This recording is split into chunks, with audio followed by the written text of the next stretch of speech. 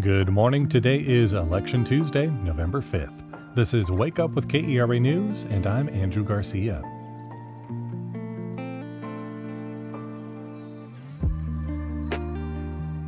Be careful on the roads as you head to the polls today. There's a chance we'll see some more thunderstorms this morning, but we can expect the sun to come out bit by bit throughout the day.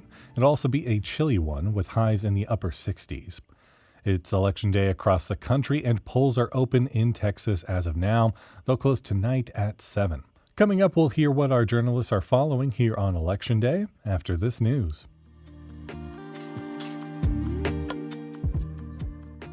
Texas Attorney General Ken Paxton has sued the Justice Department to block its plans to monitor elections in Dallas and 7 other counties across the state.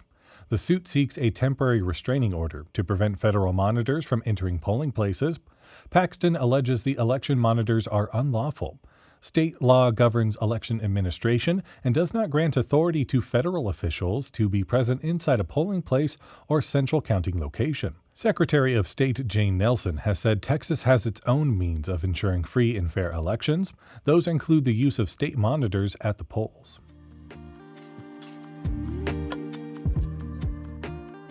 In today's election, we'll be watching the presidential race between Vice President Kamala Harris and former President Donald Trump, as well as the U.S. Senate race between Republican incumbent Ted Cruz and Democratic challenger Collin.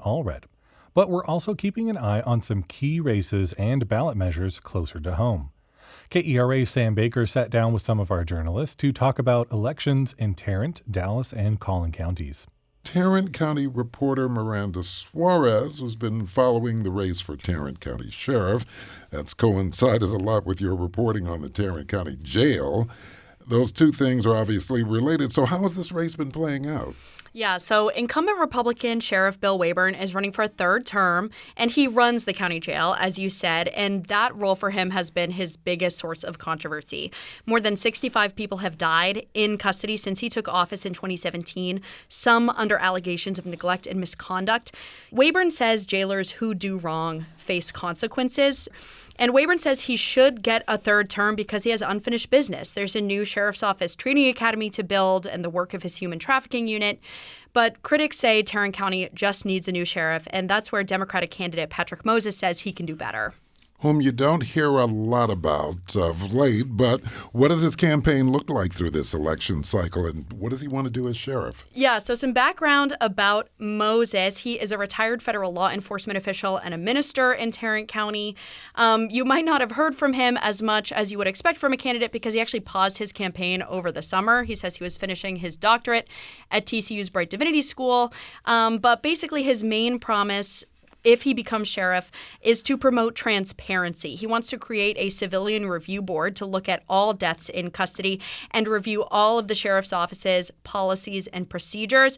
He's been kind of out fundraised by Waybourn. He is at a name recognition disadvantage, of course, because Waybourn is the incumbent. He's been sheriff for almost 10 years.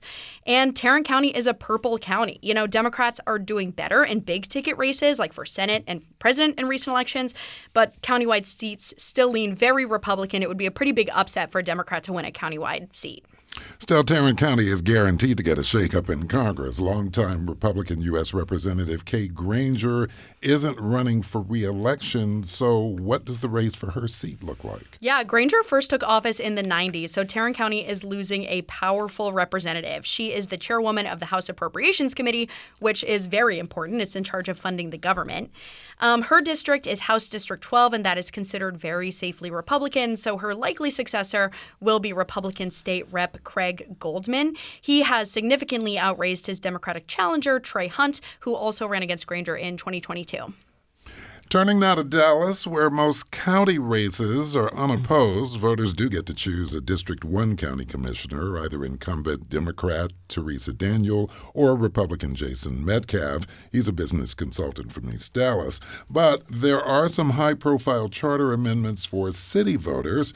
We're joined by KERA editor Paul DeBenedetto. Paul, walk us through some of what Dallas voters should watch for as results come in. Yeah, well, the three big ones that you might have heard a lot about are Propositions S, T, and U. They're a little complicated once you start reading the language, but the gist is this.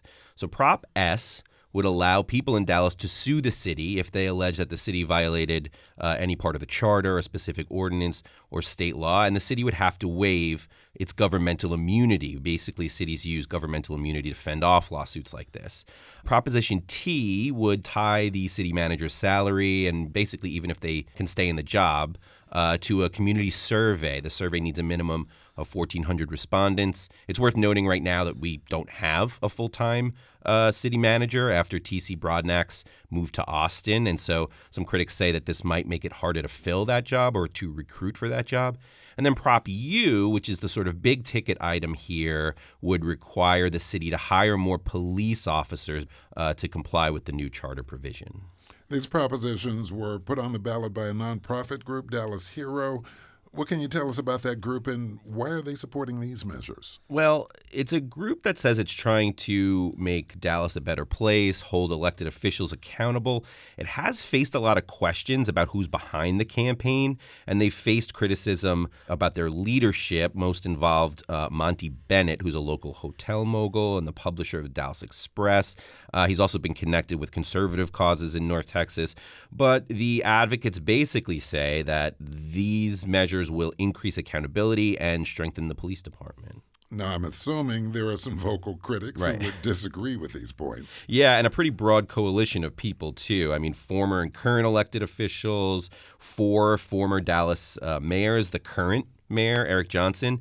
And even though this group says they are focusing on strengthening the police department, there's also been some pushback from the Dallas Police Union and outgoing Police Chief Eddie Garcia. But basically, it could cause drastic cuts to city services. Well, speaking of city charters, Collin County reporter Caroline Love, you've been covering some proposed charter amendments in McKinney. A couple of those have been a little controversial. They involve the city council. What sticks out to you? Yeah, so there are 4 propositions on the ballot, and the term limit extension is definitely the most controversial. So right now, city council and the mayor get 2 4-year terms in their seats, and they're asking for a third. And this would apply to current council members and the mayor if it passes. And so a lot of people are saying that this was put on the ballot because of McKinney Mayor George Fuller. He's about to finish his 2nd term. But I talked to him about it, and he said he hasn't decided yet if he was going to run again or not. And, supporters of this amendment say that consistent and experienced leaders on city council is good for the city. But the opponents I've talked to say that this is going to lead to less diversity on city council and that turnover leads to new ideas. There's also a proposition on the ballot that would increase the salary for council members and mayor. It's still a very modest pay, but the hope is that it would help future council members who have to take time off work to serve on council. And then there are also propositions to fix some grammar and procedural edits in the charter. You've also been covering the Texas House District 70 race. You reported the outcome of that race could represent a political shift. Now, how does this particular race speak to the changing dynamics of Collin County? Yeah, so Texas House District 70 is very competitive, and that is not an accident. Republicans drew things in a way during redistricting to protect some neighboring incumbents that created this very purple district.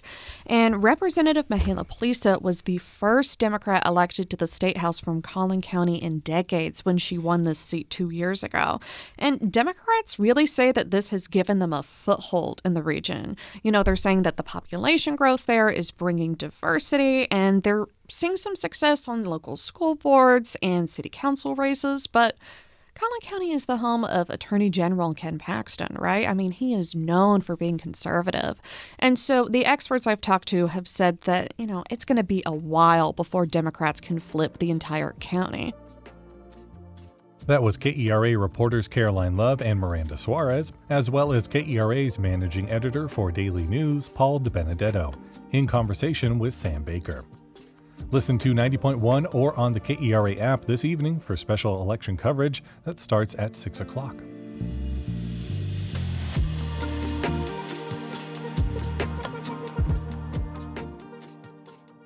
The Mavericks lost a barn burner last night, 134-127 against the Indiana Pacers.